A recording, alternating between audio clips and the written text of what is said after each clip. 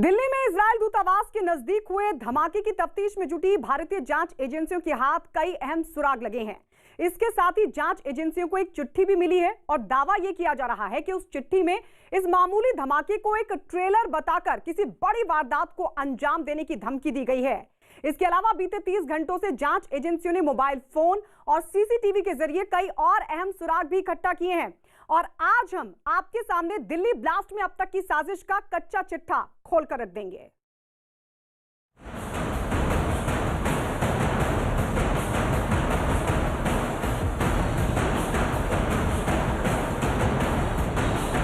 Israel दूतावास के पास धमाका, धमाके के पीछे एक बड़ी साजिश, धमाके के पास चिट्ठी में सुराग, 45,000 मोबाइल में छुपा गुनहगार। मोसाद भी करेगी धमाके की जांच। तारीख 29 जनवरी, वक्त 5:05। जगह है राजधानी दिल्ली के बेहद पॉश इलाके में बंगला नंबर 6 के सामने।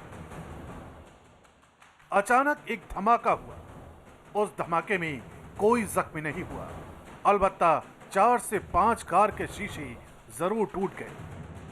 धमाका बंगला नंबर 6 के सामने एक गमले के नजदीक हुआ।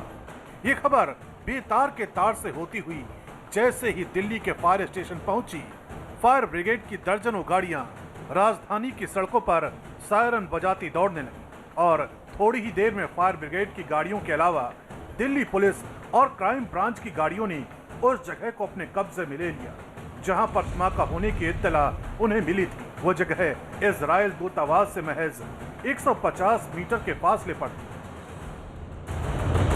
जिस वक्त ये खबर राजधानी की फिजा में फैली, महज 1.5 किलोमीटर के फासले पर ही 26 जनवरी के समारोह का समापन कार्यक्रम यानी बीटिंग रिट्रीट चल रहा था, जहां देश के राष्ट्रपति और प्रधानमंत्री नरेंद्र मोदी के साथ कई हस्तियां मौजूद थीं। जाहिर है वक्त और मौके की नजाकत को दिल्ली पुलिस और उसके अधिकारी समझ चुके थे, क्योंकि ये खबर मीडिया के जरिए पूरे देश में फैल चुकी थी और शाम के गहराते ही दहशत का अंधेरा भी फैलना शुरू हो गया था। हर तरफ कयासों का सिलसिला था। धमाके के बाद एक चश्मदीद का बयान सामने आया, जिनका दावा था कि धमाका शाम के 5 बजे हुआ और आसपास रहने वाले लोग दहशत में आ गए, क्योंकि जिस जगह ये धमाका हुआ वहां से धुआं उठता नजर आया। Staying in a bedroom and we went up. I went running to the floor upstairs. I thought somebody has used my gym and has thrown the whole stack of weights as if like a big thud. When I went up, I saw my staff quarters are on top and they were all running helter-skelter. There was a panic had set in and everybody thought that a cylinder has exploded within the house. शाम के 5 बजे का वक्त था।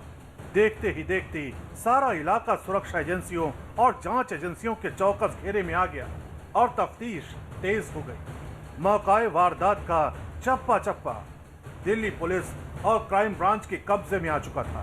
चंद पलों के भीतर देश की सबसे बड़ी जांच एजेंसी NIA भी मौके पर थी। कुछ मिनटों के भीतर ही कई सबूत और सुराग हाथ आ चुके थे, जिनकी दहशत से यह अंदाजा होने लगा था कि इस वारदात के पीछे कोई गहरी साजिश है। मौके से एक CCTV कैमरे की फुटेज मिली, जिसमें साल 1970 का टाइम दिख रहा था और उसमें लाइव फुटेज चल रही थी। ये मामूली सुराग नहीं था, अलबत्ता इस सबूत की रोशनी में इस बात पर मुहर लग गई कि ब्लास्ट किसी बड़ी साजिश का हिस्सा है। धमाका क्यों हुआ, धमाका किसने किया और VVIP इलाके में धमाका कैसे? वेदर सेल अब ये कंफर्म कर चुकी है कि रेकी करके इस बम ब्लास्ट को अंजाम दिया गया था और इसके पीछे जो लोग हैं उन्होंने पूरी ट्रेनिंग ली थी बम बनाने की, क्योंकि कोई आम शख्स इस तरह के बम नहीं बना सकता, उसे असेंबल नहीं कर सकता है। यानी कि पूरी तरह से ट्रेनिंग देकर यहाँ पर उन सस्पेक्ट को भेजा गया था, जिनसे कि एक मैसेज देने की कोशिश की गई थी कि हम यहाँ पर बम प्लांट करेंगे।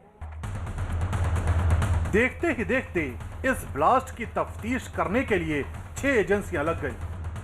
Delhi police, crime branch, forensic team, military intelligence और भारत की खुफिया एजेंसी। इजरायली दूतावास के बाहर हुए धमाके के बाद जांच एजेंसियां अलर्ट पर आ गईं। जब ब्लास्ट की तफ्तीश में Delhi police, crime branch, forensic team के साथ साथ मिलिट्री इंटेलिजेंस, राष्ट्रीय जांच एजेंसी जिसे NIA कहा जाता है, और इंटेलिजेंस ब्यूरो यानी IB तमाम सुराग और सबूत की तलाश में जुट गई। जो CCTV फुटेजेस दिल्ली पुलिस ने अपने कब्जे में लिए हैं, उसमें से 2 आदमी कार से उतरकर एक्सप्लोसिव प्लांट करते हुए नजर आ रहे हैं। एक ये बात सामने आ रही है, दूसरा कुछ फेंका गया है चलते हुए। इजरायली एम्बेसी से जब कार गुजर रही है तो वहां से कुछ फेंका गया है, तो हो सकता है एक लिफाफा मिलने की बात आ रही है। हो सकता है कि उस लिफाफे को फेंका गया हो कार के अंदर से। लेकिन अब ये सारे इंसिडेंट्स को रिलेट करने की कोशिश की जा रही है, कड़ियां जोड़ने की कोशिश की जा रही है। उसके बाद ही ये पता चल पाएगा कि कौन ऑर्गेनाइजेशन या कौन लोग हैं जो इस घटना के पीछे हैं। दिल्ली पुलिस की फॉरेंसिक टीम ने इजरायली दूतावास के बाहर धमाके के बाद बने गड्ढे की जांच शुरू की। जांच एजेंसियों को शक है कि जहां गड्ढा बना, बम वहीं प्लांट किया गया था। फॉरेंसिक टीम ने गड्ढे की तस्वीरें खींची और वहां से सबूत जुटाए। तफ्तीश तेज हुई तो ब्लास्ट की तार ईरान से जुड़ने लगी, जिसका सुराग दिया उस चिट्ठी ने जो जांच अधिकारियों को धमाके वाली जगह से मिली। धमाके से जुड़ा एक लेटर मिलने के बाद दिल्ली पुलिस अलर्ट हो गई, क्योंकि चिट्ठी में ईरान के फौजी कमांडर रहे कासिम सुलेमानी और एक परमाणु वैज्ञानिक मोहसिन फाखरीजादे का नाम शहीद के तौर पर किया गया था, जिनकी अलग अलग हमलों में 2020 में हत्या कर दी गई थी। आशंका जताई जा रही है कि इन हत्याओं का बदला लेने के लिए ही धमाके को अंजाम दिया गया।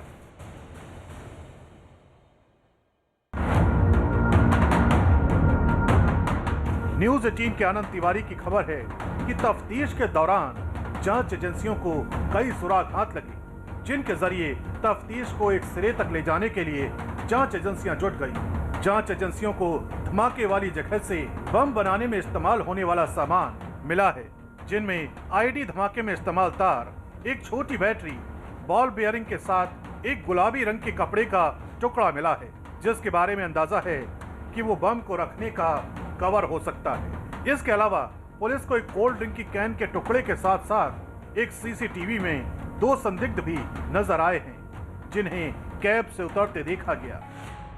अब तक स्पेशल सेल का यह दावा है कि आसपास के जो CCTV फुटेज मिले हैं उससे कोई ऐसा कॉन्क्रीट एविडेंस नहीं मिला जिससे ये पता लगाया जाए कि आखिर यहाँ पर बम प्लांट करने कितने लोग आए थे और किस तरह की उनकी मूवमेंट थी। जहाँ पर ये पूरा ब्लास्ट हुआ है वहाँ पर सामने एक CCTV कैमरा भी काम नहीं कर रहा है। अगर वो कैमरा काम कर रहा होता तो कई और महत्वपूर्ण जानकारियां भी जो है वो एजेंसी को मिलती, लेकिन आसपास के लुटियंस के तमाम कैमरे जो हैं वो काम कर रहे हैं और उनसे ज़रूर जो तमाम एजेंसियां, उन्हें उम्मीद है कि जल्द से जल्द कोई क्लू मिलेगा। दिल्ली धमाका मामले में दिल्ली पुलिस की स्पेशल सेल ने उस कैब ड्राइवर से पूछताछ की जिसमें से धमाके वाली जगह पर 2 लोग उतरे थे। न्यूज 18 के दीपक बिष्ट की खबर है कि ये कैब CCTV कैमरे में दिखाई दी, जिसने 2 लोगों को धमाके वाली जगह पर उतारा था और उसके बाद कैब चली गई। दोनों संदिग्ध पैदल ही ब्लास्ट वाली जगह पर बम प्लांट करके गए थे। स्पेशल सेल ने उस कैब चालक का पता लगाकर उससे पूछताछ की। आरोपी संदिग्धों के हुलिया का खाका तैयार किया जा रहा है। जो CCTV फुटेजेस दिल्ली पुलिस ने अपने कब्जे में लिए हैं, उसमें से 2 आदमी कार से उतरकर एक्सप्लोसिव प्लांट करते हुए नजर आ रहे हैं। एक ये बात सामने आ रही है, दूसरा कुछ फेंका गया है चलते हुए। इजरायली एम्बेसी से जब कार गुजर रही है तो वहां से कुछ फेंका गया है, तो हो सकता है एक लिफाफा मिलने की बात आ रही है। हो सकता है कि उस लिफाफे को फेंका गया हो कार के अंदर से। लेकिन अब ये सारे इंसिडेंट्स को रिलेट करने की कोशिश की जा रही है, कड़ियां जोड़ने की कोशिश की जा रही है। उसके बाद ही ये पता चल पाएगा कि कौन ऑर्गेनाइजेशन या कौन लोग हैं जो इस घटना के पीछे हैं। जांच एजेंसियों ने अपनी तफ्तीश के दायरे में इस पूरे इलाके के तमाम मोबाइल फोन को भी लिया है, लेकिन उसकी मुश्किल ये है कि आखिर इतने मोबाइल को वो खंगालेगी कैसे, क्योंकि जिस वक्त ये हादसा हुआ उस समय दिल्ली के इस इलाके के आसपास करीब 45,000 फोन काम कर रहे थे। इजरायली दूतावास के पास हुए धमाके की जांच तेज कर दी गई है। खुद इजरायली दूतावास की सुरक्षा एजेंसी भी जांच में जुटी है और अगर इजराइल के दूतावास के सामने आई जानकारी पर यकीन करें तो अब इस धमाके की तफ्तीश में दुनिया की सबसे बड़ी और तेज तर्रार जांच एजेंसी मोसाद भी भारतीय एजेंसियों के साथ छानबीन करने वाली है। First, Dr. Jaishankar called our Minister of Foreign Affairs, the Foreign Secretary called our DG in the Ministry of Foreign Affairs, the NSA called our NSA, so there is a full collaboration. They, of course, gave their assurances and offered all the support and the protection that we need, and if there's any assistance that we need. And of course, said as usually we say between friends, they will do whatever is needed, and we have full trust in the Indian authorities that will take any measures that are needed, first to protect the Israeli representatives that are here in India, and second, to conclude this investigation and finding those that are responsible for that. मामला Israeli दूतावास के पास हुए बम धमाकों का है और सीधा connection Iran से जुड़ता दिखाई दे रहा है। इस आशंका को बल इसलिए भी मिल रहा है क्योंकि बीती 23 जनवरी को ही भारतीय एजेंसियों ने यरूशलेम के यहूदियों पर संदिग्ध हमले के बारे में अलर्ट जारी किया था। ये बात गौर करने वाली है कि इससे पहले दिल्ली में 13 फरवरी 2012 को ब्लास्ट हुआ, तब भी इजराइल के राजदूत को निशाना बनाया गया था और इत्तेफाक देखिए तब भी इस हमले में ईरान का नाम सामने आया था। ये सवाल इसलिए क्योंकि 2012 में 13 फरवरी को दिल्ली में इजराइल के राजनयिक की कार में एक बाइक सवार ने चुंबक से चिपकने वाला एक बम चिपका दिया था, जो कार के प्रधानमंत्री निवास के पास पहुंचते ही फट गया। इस हमले में इजरायली राजनयिक की पत्नी जख्मी हुई थी और जांच में दिल्ली पुलिस के स्पेशल सेल को हमले के पीछे ईरानी खुफिया एजेंसी का हाथ होने की तरफ इशारा करने वाले सबूत मिले थे। आशंका है कि कहीं ये बड़ी साजिश का ट्रायल तो नहीं है। मुमकिन है कि दहशतगर्द इस छोटे से धमाके से बड़ी धमकी देने की फिराक में हो। इजरायली दूतावास के पास धमाके की जांच में दिल्ली पुलिस को बड़ी अहम जानकारियां हाथ लगी हैं।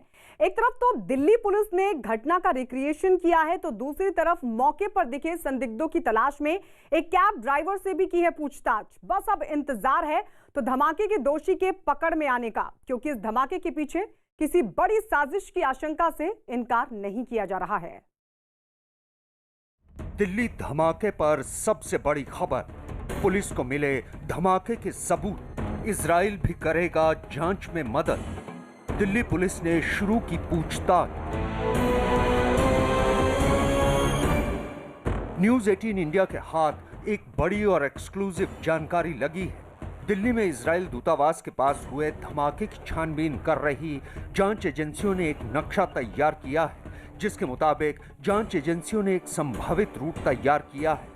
अंदाजा है कि दहशतगर्द उन रास्ते से चलकर मौके वारदात तक पहुंचे और धमाके को अंजाम देकर फिर वहां से फरार हो गए। एपीजे अब्दुल कलाम रोड के बाईं तरफ ब्राजील दूतावास के बाहर 2 सीसीटीवी कैमरा लगे हुए हैं। इन कैमरों की जद में सड़क भी आती है, लेकिन इससे धमाके वाली जगह दिखाई नहीं देती। ब्राजील दूतावास से सटा है बंगला नंबर 6। इसके बाहर एक सीसीटीवी कैमरा तो जरूर लगा है, लेकिन उसकी हद में सिर्फ फुटपाथ ही नजर आता है। एपीजे अब्दुल कलाम रोड की दाईं तरफ जिंदल हाउस है, जिसके गेट नंबर 5A पर एक सीसीटीवी कैमरा तो जरूर लगा है, लेकिन वो रिकॉर्डिंग नहीं करता, यानी इस कैमरा से रिकॉर्डर अटैच नहीं है। इससे ही कुछ दूरी पर वो जगह है जहां धमाका हुआ। धमाके वाली जगह से इजरायली दूतावास की दूरी करीब 100 मीटर है। इजरायली दूतावास के बाहर 3 कैमरे लगे हैं। इसके अलावा दूतावास के बाहर सड़क पर भी एक कैमरा लगा है। We always go under the assumption from the very first minute when there's an explosion like this that it is a terror attack, and there has been nothing so far to show us that to give us any reason to believe that it's not a terror attack. And in fact, a few things were found on the site that led us think that it is indeed a terror attack. सूत्रों के मुताबिक जांच एजेंसियों को अंदेशा है कि हो सकता है कि धमाके के आरोपी इस कैमरे की जद में आए हों। 29 जनवरी की शाम को दिल्ली में जो धमाका हुआ उसकी गूंज भारत से लेकर इजराइल तक सुनी गई। धमाके के तुरंत बाद से ही दिल्ली पुलिस ने एपीजे अब्दुल कलाम रोड के उस हिस्से पर आवाजाही पूरी तरह से रोक दी जहां धमाका हुआ था और दिल्ली पुलिस के स्पेशल सेल के अधिकारी मौके पर एक एक सबूत इकट्ठा करने में जुटे हुए हैं। इस धमाके के बाद मौके से जांच एजेंसियों को बम के हिस्से, बॉल बेयरिंग, जला हुआ कपड़ा, आईईडी धमाके में इस्तेमाल किया गया तार और गाड़ियों के कांच के टूटे हुए हिस्से मिले हैं। अब तक की जांच में सबूतों के तार एक दूसरे से जोड़ने की कवायद तेजी से चल रही है। धमाके की जगह से मिली धमकी भरी चिट्ठी, बम के हिस्से और कई ऐसी चीजें बरामद हुई हैं जो किसी बड़ी साजिश की तरफ इशारा कर रही हैं।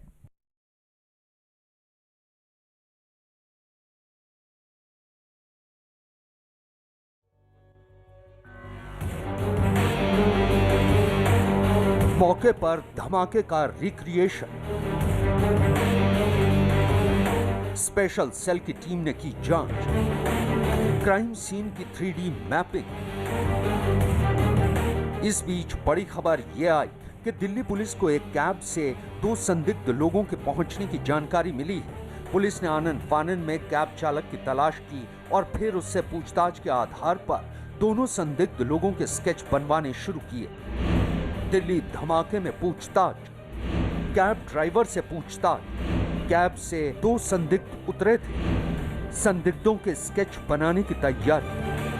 आईडी जो लो इंटेंसिटी ब्लास्ट हुआ है, इम्प्रोवाइज्ड एक्सप्लोसिव डिवाइस का इस्तेमाल किया गया है और उस ब्लास्ट साइट पर, जिसकी तस्वीर मैं आपको दिखाता हूं, यहां से आप देख सकते हैं प्रशांत, एक पिंक कलर का दुपट्टा वहां पर पड़ा हुआ है। यहां से महज 50 से 70 मीटर की दूरी होगी अंदाजन, वहां पर पड़ा हुआ है। वही जो है वहीं पर ब्लास्ट हुआ था।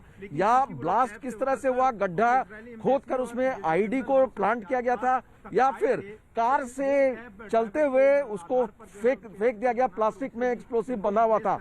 इन दोनों पॉसिबिलिटीज पर फिलहाल जांच की जा रही है। एक तरफ दिल्ली में धमाके की जांच तेज की गई, दूसरी तरफ देश भर में सुरक्षा को लेकर हाई अलर्ट भी जारी कर दिया गया। इजरायली दूतावास के पास हुए धमाके के बाद दिल्ली में सभी दूतावासों की सुरक्षा बढ़ा दी गई है। मुंबई में इजरायली कॉन्सुलेट की सुरक्षा कड़ी करते हुए वहां क्विक रिस्पांस टीम तैनात कर दी गई है। इतना ही नहीं, देश भर में मंदिरों और दूसरे धार्मिक स्थलों की सुरक्षा बढ़ा दी गई है। हवाई अड्डों पर भी सीआईएसएफ को आने जाने वालों पर और कड़ी नजर रखने के निर्देश दिए गए हैं। दिल्ली में कल 5:05 इजराइल एम्बेसी के पास एक छोटी तीव्रता का बॉम्ब ब्लास्ट हुआ।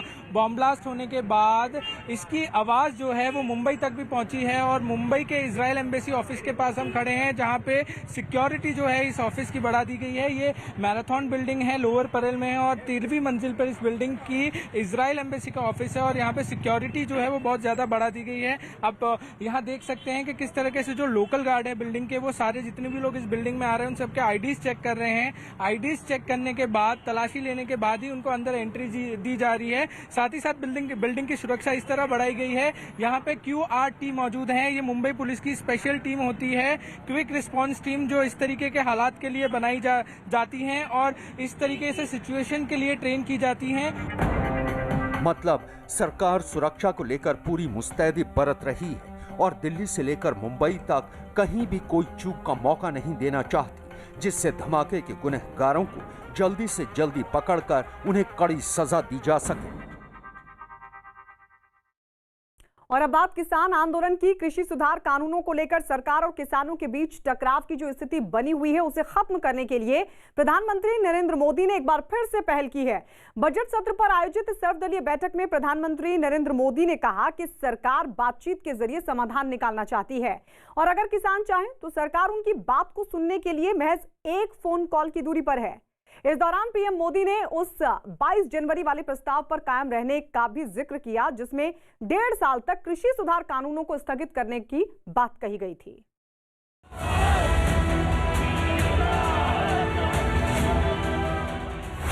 सर्वदलीय बैठक में अहम प्रस्ताव। किसान आंदोलन से जुड़े लोगों की मीटिंग में कहा, किसानों से एक फोन कॉल दूर सरकार। मैं एक फोन कॉल पर दूरी पर हूं। बातचीत से समाधान निकालने की कोशिश। आप सब भी चाहते हैं कि बातचीत से इसका समाधान निकलना चाहिए। कृषि सुधार कानूनों को लेकर आंदोलन का जो कांटा लगातार अटका हुआ है, केंद्र सरकार ने एक बार फिर उस कांटे को निकालने की कोशिश की है। सत्ता और विपक्ष के सभी नेताओं के बीच हुई सर्वदलीय बैठक में प्रधानमंत्री नरेंद्र मोदी ने साफ संदेश दिया कि किसानों से बातचीत के सारे रास्ते खुले हुए हैं। इतना ही नहीं, पीएम मोदी ने कृषि मंत्री नरेंद्र सिंह तोमर का हवाला देते हुए ये भी कहा कि 22 तारीख को किसानों के सामने जिस प्रस्ताव को रखा गया था, सरकार उस पर बातचीत को तैयार है और ये बात महज एक फोन कॉल की दूरी पर है। भारत सरकार खुले मन से किसानों के मुद्दे को सुलझाना चाहती है। हम आपको प्रस्ताव दे रहे हैं कि 22 जनवरी को जो प्रस्ताव दिया गया था वह अब भी बरकरार है। मैं आपसे सिर्फ एक फोन कॉल दूर हूं। मैं 22 तारीख की किसानों के साथ नरेंद्र सिंह जी तोमर और समिति की जो मीटिंग हुई, उसके बाद जो नरेंद्र सिंह जी तोमर ने कहा है उसको मैं दोहराना चाहता हूं और आज भी आपके माध्यम से वही मैसेज मैं कन्वे करना चाहता हूं। नरेंद्र सिंह जी ने सभी किसान आंदोलन से जुड़े लोगों की मीटिंग में कहा कि हम लोग आज समझौते पर नहीं आ पा रहे हैं। हमारी तरफ से ये प्रस्ताव आपको हम दे रहे हैं, आप जाकर के चिंतन मनन कीजिए और मैं एक फोन कॉल पर दूरी पर हूं। आप जब भी मन बना लें, मैं कुछ ही घंटों में आपके साथ मिलने का कार्यक्रम और स्थान तय कर लूंगा। भारत सरकार का वो प्रस्ताव आज भी वैसे का वैसा खड़ा है। इतना ही नहीं, इस दौरान पीएम मोदी ने राजधानी दिल्ली में 26 जनवरी को हुई हिंसा पर भी संज्ञान लिया। उन्होंने साफ कहा कि इस मामले में दोषियों को बख्शा नहीं जाएगा। 26 जनवरी में को जो हुआ है उसकी चर्चा की है, कानून अपना काम करेगा। असल में कृषि कानूनों पर जो रार पिछले 2 महीने से ज्यादा वक्त से मची हुई है, सरकार उस रार को थामने के लिए खुले मन से तैयार है। यही वजह है कि सर्वदलीय बैठक के ठीक बाद केंद्रीय मंत्री प्रहलाद जोशी मीडिया से मुखातिब हुए और उन्होंने पीएम मोदी के उस भरोसे का जिक्र किया जो भरोसा वो किसानों को दिलाना चाहते हैं। प्रधानमंत्री जी ने अंत में दिशा निर्देश देते हुए ये कहा है कि जो डिस्कशन के लिए, नेगोशिएशन के लिए 22-23 को हमारा एग्रीकल्चरल मिनिस्टर श्री नरेंद्र सिंह तोमर जी ने जो उन्होंने ऑफर किया था, हम डिस्कशन के लिए तैयार है। अगर आप डिस्कशन फर्दर कंटिन्यू चाहते हैं तो मैं एक फ़ोन कॉल पे अवेलेबल हूँ। जो स्टेटमेंट जो उनको कम्युनिकेट किया गया था दैट स्टिल स्टैंड्स गुड। सरकार बातचीत करने के लिए तैयार है। 22 तारीख की इस सर्वदलीय बैठक में पीएम मोदी ने जिस 22 जनवरी के प्रस्ताव का जिक्र किया उसे भी समझना जरूरी है। इस प्रस्ताव में सरकार की तरफ से कहा गया था कि कृषि सुधार कानूनों को 1.5 साल के लिए स्थगित कर दिया जाए। सरकार और किसान प्रतिनिधि आपस में बैठकर नए सिरे से बातचीत कर इस मुद्दे का समाधान निकाल सकते हैं। किसानों और सरकार की ज्वाइंट कमेटी बना दी जाए। सरकार 1-1.5 साल तक भी कानून के क्रियान्वयन को स्थगित करने के लिए सहमत है। इस दौरान किसान और सरकार के प्रतिनिधि मिलकर समस्याओं का हल खोजें और जो समाधान हो उस समाधान को आगे बढ़ाया जाए। पीएम मोदी की अगुवाई में हुई इस सर्वदलीय बैठक में लगभग सभी पार्टियों ने हिस्सा लिया था। वीडियो कॉन्फ्रेंसिंग के जरिए हुई इस बैठक में विपक्ष ने किसानों से जुड़े जिन मुद्दों को सरकार के सामने रखा, उस पर भी सरकार ने अपनी सहमति जता दी। आज माननीय प्रधानमंत्री जी के नेतृत्व में और माननीय राजनाथ सिंह जी के पूरे उपस्थिति में ऑल पार्टी मीटिंग हुआ। सारे पार्टियां, लगभग सारे पार्टियां पार्टिसिपेट की थी। उसमें ज़्यादा चर्चा लोकसभा में बिल के अलावा हो जाए, ये तो डिमांड अपोजिशन पार्टी ने की है और सरकार इसके लिए सहमत है। और फार्म बिल के बारे में वगैरह, फार्मर्स का इशू के बारे में चर्चा होना चाहिए, ये भी डिमांड उन्होंने रेज किया है, उसके लिए भी हम सहमत है। कृषि सुधार कानून पर अब तक की 10 से ज्यादा दौर की बैठकें हो चुकी हैं, लेकिन किसी भी बैठक में दोनों पक्षों के बीच सहमत नहीं बन सकी है। 26 जनवरी को देश की राजधानी दिल्ली में हुई हिंसा के बाद से आंदोलन का चेहरा भी धीरे धीरे बदलने लगा है। आलम यह हो चुका है कि धीरे धीरे सियासी दलों ने इस आंदोलन के बीच अपनी पैठ बनाना शुरू कर दी है। आम आदमी पार्टी से लेकर कांग्रेस तक के नेता सहानुभूति के नाम पर सियासी रोटियां सेकने और किसानों को उकसाने के लिए उनके मंच पर पहुंच रहे हैं। पानी के टैंकरों को किसानों तक नहीं जाने दिया गया। विपक्ष कृषि सुधार कानूनों के नाम पर किसानों के इस आंदोलन को सत्ता पक्ष के लिए एक बड़े हथियार के तौर पर देख रहा है। यही वजह है कि जिसे जहां मौका मिल रहा है वो वहां आंदोलन की आग में घी डालने का काम कर रहा है। खास बात ये भी है कि राकेश टिकैत के अपील के बाद उनके आसपास नेताओं का मेला लगने लगा है। सबसे पहले राष्ट्रीय लोक दल के नेता जयंत चौधरी उनके समर्थन में पहुंचे। किसान नहीं चाहता यहाँ बैठा रहे भैया, हल निकालने के लिए यहाँ तक आया। उन्होंने कहा कि संसद में बजट सत्र के दौरान ये मुद्दा सदन में भी उठाना चाहिए। विपक्ष की सारी पार्टियां लगातार इस मुद्दे पे अपने अपने तरीके से विरोध दर्ज कर रही हैं। कुछ संसद के अंदर कर रही हैं, कुछ संसद के बाहर कर पा रहे हैं। किसान आंदोलन को लेकर लगातार इस बात का दावा किया जा रहा है कि यह आंदोलन विशुद्ध रूप से किसानों का है और किसी भी राजनीतिक पार्टी को किसानों के मंच पर जाने की इजाजत नहीं है। बावजूद इसके कांग्रेस नेता लगातार किसान आंदोलन के बीच पहुंच रहे हैं। किसान नेता राकेश टिकैत की भावुक अपील के बाद तो विपक्ष के नेता लगातार किसान नेताओं को उकसाने की कोशिश कर रहे हैं। ये लोग हमारे कहने पे तो नहीं आए थे, तो हम भड़का कैसे रहे हैं? हमने नहीं तो कहा था कि आप सिंगू पे आओ, ये तो खुद ब खुद आए थे। और जो ट्रैक्टर, हजारों ट्रैक्टर, लाखों लोग आए थे, वो खुद ब खुद आए थे। वो राहुल गांधी के कहने पे तो नहीं आए थे। किसान आंदोलन में लगातार बढ़ते सियासी दखल पर एनडीए के नेताओं ने भी निशाना साधना शुरू कर दिया है। जेडीयू नेता केसी त्यागी का साफ कहना है कि किसान आंदोलन के बीच सियासी पार्टियों को पहुंचना आंदोलन की भूमिका पर सवाल खड़े कर रहा है। इस किसान प्रतिरोध की सबसे बड़ी जो खूबी रही है वो इसकी राजनीतिक दलों से बनी हुई दूरी और तटस्थता रही है।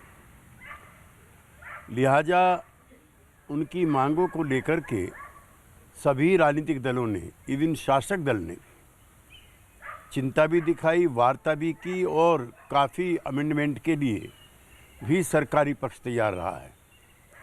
इधर कई दिनों से किसानों के मंच पर कई राजनीतिक दलों के नेताओं की जुगलबंदी सामने आई है, जो किसान आंदोलन की तटस्थता, निष्पक्षता पर कई तरह के प्रश्न चिन्ह लगाता है। किसने भेजा पंजाब से? कैप्टन अमरिंदर सिंह ने यहाँ भेजा, और आज वहाँ जो गड़बड़ हो रही है उसके लिए कांग्रेस पूरी जिम्मेवार है। और राहुल गांधी के जितने बयान हैं, इस आंदोलन को भटकाने में सबसे बड़ी भूमिका कांग्रेस और राहुल गांधी की है। उन्हें अपने गिरीबान में झांकना चाहिए। और ये तीनों बिलों में से एक भी वाक्य, मैं राहुल गांधी जी को फिर कह रहा हूँ कि किसी खुले मंच पर भी मैं उनसे बहस को तैयार हूँ कि एक वाक्य बताएं जहां किसान विरोधी लिखा है। दरअसल किसान आंदोलन को विपक्ष बड़े मौके के तौर पर देख रहा है, क्योंकि विपक्ष जानता है कि सरकार को झुकाने के लिए किसानों का अड़े रहना जरूरी है। यही वजह है कि आंदोलन की आड़ में लगातार विपक्षी पार्टियां किसानों को उकसाकर अपने लिए सियासत की राह तलाशना चाहती हैं।